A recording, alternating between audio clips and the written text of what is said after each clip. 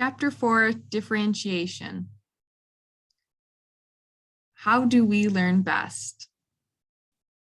There are many different ways. Everyone is made differently, and God has designed us each with different strengths and weaknesses that best fit our learning. And so the students you will have in your classroom are going to learn in different ways.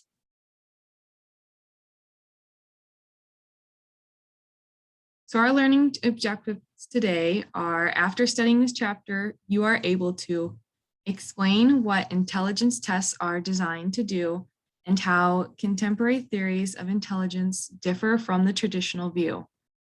Give some examples of how Robert Sternberg's and Howard Gardner's theories of intelligence can be used to guide classroom instruction.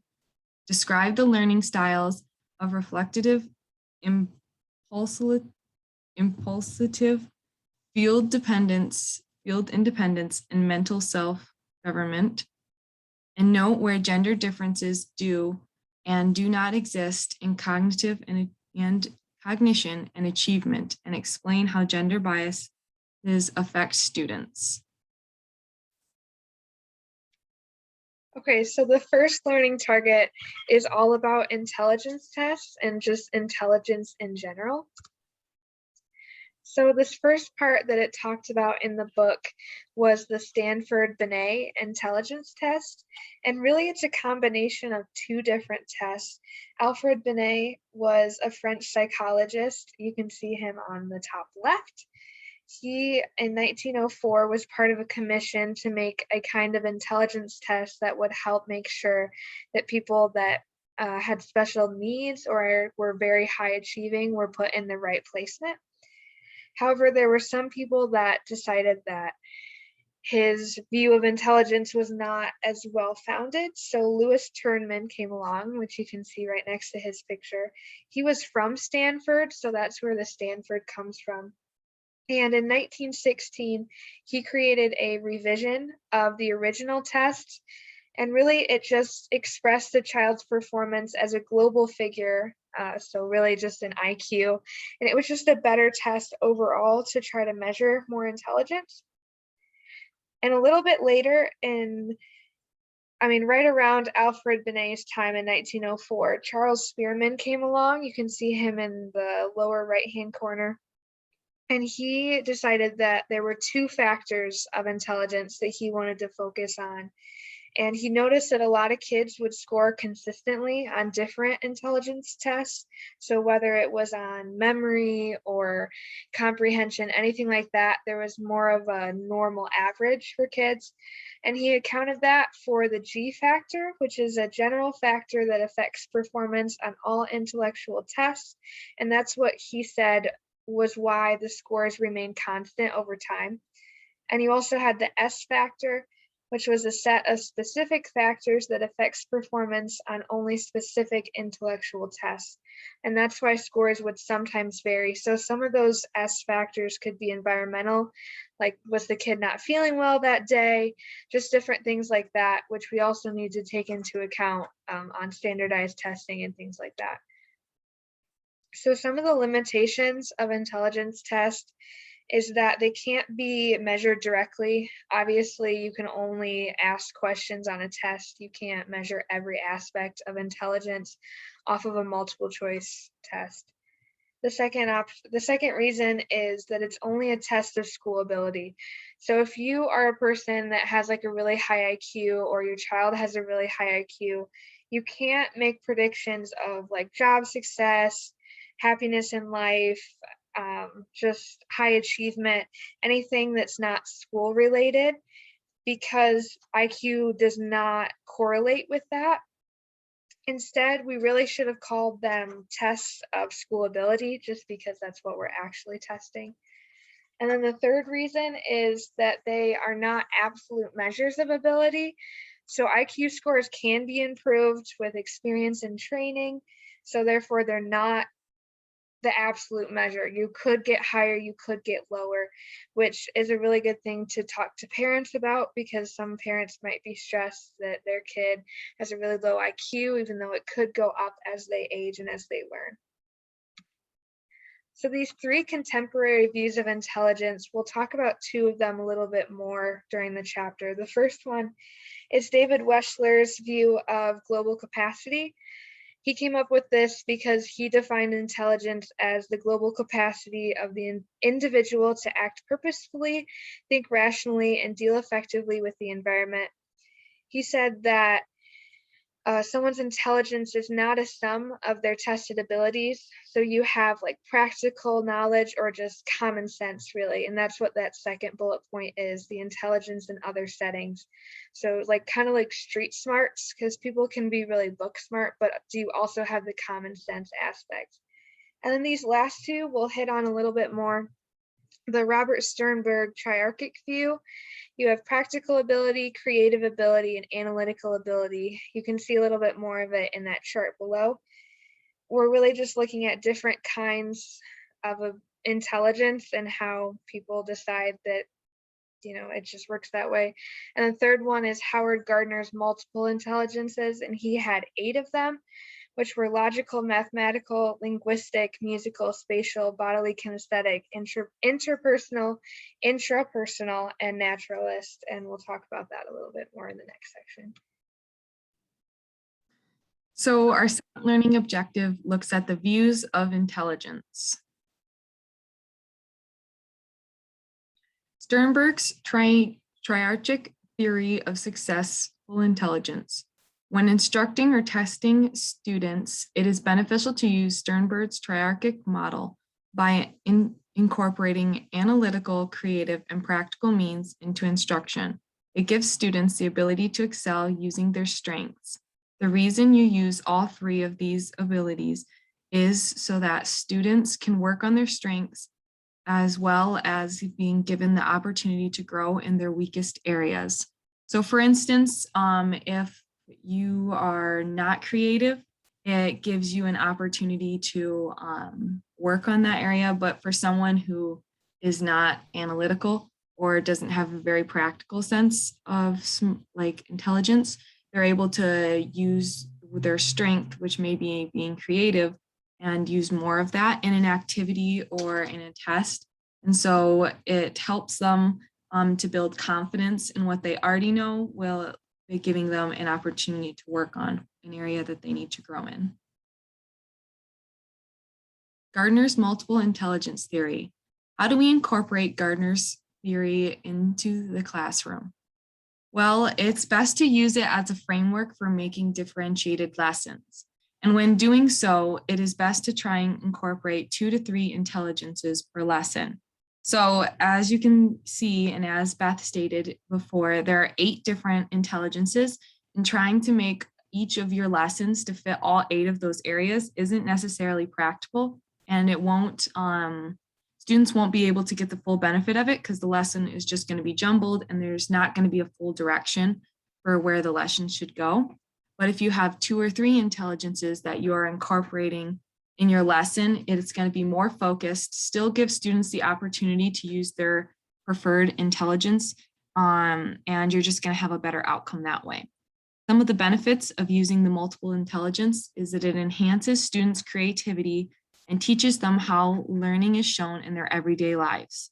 For instance, when we think of school, we often forget about individuals being smart with people or visually and musically and with nature. I think it's easier to think of reading and math smart, but sometimes it can be harder to see the other ones. And so this is just a way for students to be able to use their knowledge in that area and incorporate what they will do in their everyday lives into the classroom. Using technology to develop intelligence. Technology education supports higher levels of thinking, metaphorical and analogical thinking, along with thinking outside of the box. Benefits of technology for intelligences.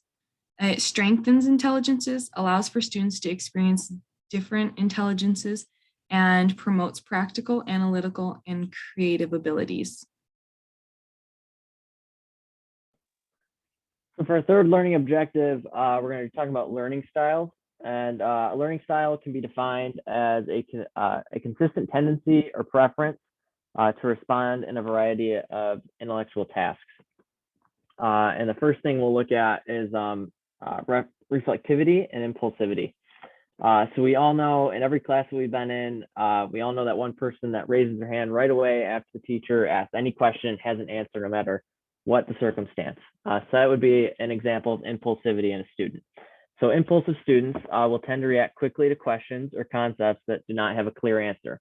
So as soon as they hear it, hands up, and they're given an answer. And we all know that in every class, there are reflective students as well. And they're going to take the information that the teacher has given them, analyze it, collect up all the relevant data, and then make a decision and then answer the question. And there's actually a study that was shown that in 6-year-olds that watch less television, they're going to be less impulsive. They're going to go up in reflection, and they're going to have more reading time. The next thing we're going to talk about is field dependence and field independence. Now, this has to do a lot with how a student is influenced by surrounding context when looking at a problem. So field dependence and field independence are separated, just how we see everything around it in context. Field dependent students will usually take longer to examine the rest of the field before answering. So there's an example of geometry shapes, trying to find specific shapes hidden in other shapes.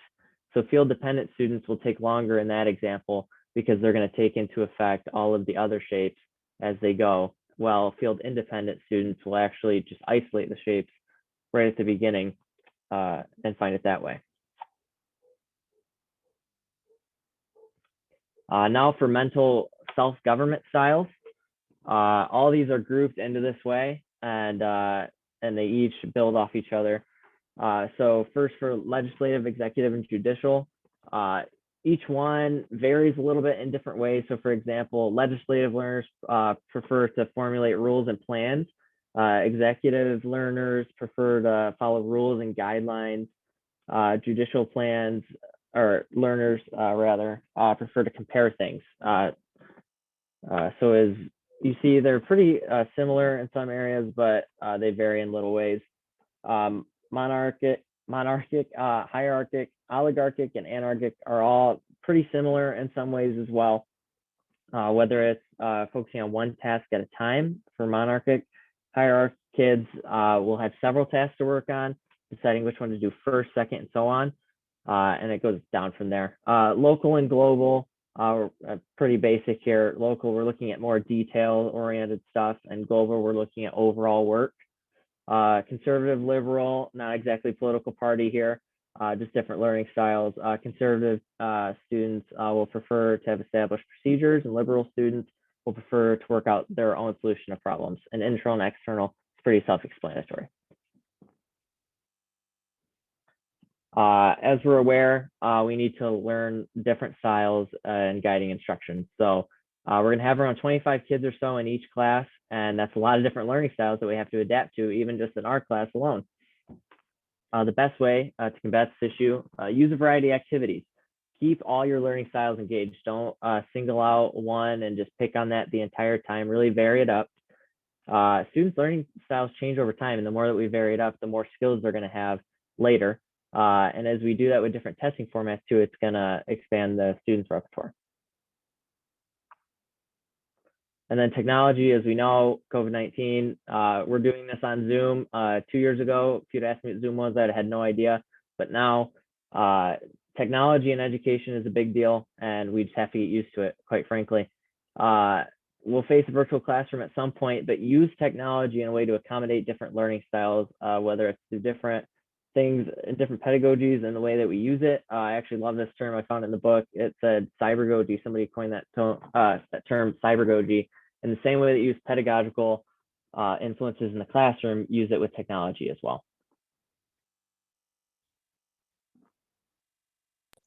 All right, next we're going to be talking about gender differences and bias. All right, gender differences in the cognitive and achievement test scores. Noticeable achievement patterns between males and females. Females typically outscores males on the following tests: For example, memory, which includes word lists, working memory, face association, first name association, memory for spatial locations, and episodic memory. Language use, for example, spelling tests, reading comprehension, writing onset speech, and rate of vocabulary growth. Males outscore females on the following tests. Visual, spatial ability, categories include spatial perception, mental rotation, and spatial visualization, and the college entrance exam, which is the ACT and SAT. Gender differences in school performance. Girls express worry about academic performance, higher level of generalized anxiety, and higher level of depression. Girls earn higher grades than boys in all subjects, even though boys score higher achievement or on the achievement tests or IQ tests. Once boys hit adolescence, they begin to pull ahead, especially in math. And then a key word is gender bias, which consists differences in response to make female students to male to female students where there's no sound educational reason for them. Boys are expected to be more impulsive than girls, and girls are to be more orderly. Gender bias is not a simple problem, it's very complicated. How gender bias affects students. Women who choose to do a career in math or science typically do well in science classes and are encouraged to pursue career by parents and teachers. Gender bias can affect course students take, the career choices they make, and how they participate in class. For example, a key word is loss of voice. Instead of saying what they really think about a topic, they either say that they have no opinion or say what they think other people want to hear. Working towards gender equality in a classroom. So we can use a reward system that encourages all students to value understanding of a subject or task, emphasize concrete, hands-on science, math, and technology activities, and emphasize materials that highlights the accomplishment and the characteristics of a woman. Gender difference in technology, overcoming the digital divide. No overall difference between males and females in computer use, but gender differences still exist. Females experience greater anxiety since there is an underrepresentation of women in technology fields such as engineering. A step that can be taken is using telemonitoring to put female students in touch with women professionals, especially in areas where women are underrepresented. All right, so that's going to wrap it up for our lesson. We're going to go over the objectives again. And after going through this chapter with us, you're now able to, one, explain what intelligence tests are designed to do and how contemporary theories of intelligence differ from the traditional view. Two, give some examples of how Robert Sternberg's and Howard Gardner's theories of intelligence can be used to guide classroom instruction. Three, describe the learning styles of reflectivity and impulsivity, field dependence, field independence, and mental self-government. Lastly, note where gender differences do and do not exist in cognition and achievement, and explain how gender bias affects students. Thank you all for listening to our lesson. We're looking forward to review with you guys next class time. Thank you.